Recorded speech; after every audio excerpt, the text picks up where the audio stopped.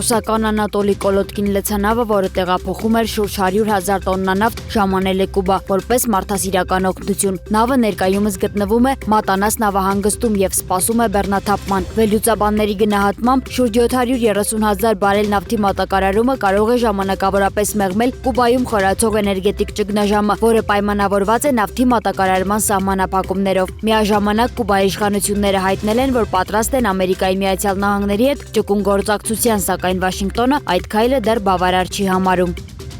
Ուկրաինան եւ Բուլղարիան կնքել են 10 տարվա անվտանգության գործակցության համաձայնագիր, որը նախատեսում է ինչպես ռազմական աջակցություն, այնպես էլ պաշտպանական ոլորտում համատեղ ծրագրեր։ Համաձայնագրի շրջանակում կողմերը կզարգացնեն զենքի համատեղ արտադրություն, այդ թվում անօդաչու թռչող սարքերի։ Փաստաթուղթը նպատակ ունի ամրապնդելու Ուկրաինայի պաշտպանությունը եւ խորացնելու երկկողմ ռազմավարական գործակցությունը։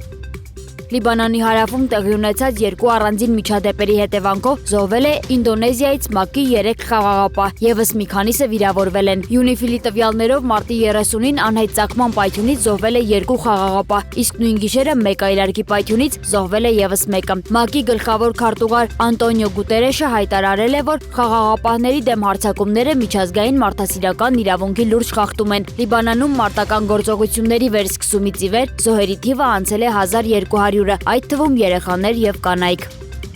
Լիբանանյան շիական Հզբոլա շարժումը հրապարակել է տեսանյութ, որտեղ ըստ նրանց պնդման երևում է Լիբանանի հարավում իսրայելական 3 տանկի ոչնչացումը։ Շարժման հաղորդմամբ գործողություններն իրականացվել են մարտական բախումների ընթացքում Իսրայելի զինուժի առաջխաղացումը կանխարգելելու նպատակով։ Իսրայելական կողմը այս պահին չի մեկնաբանել հրապարակված կադրերի իսկությունը։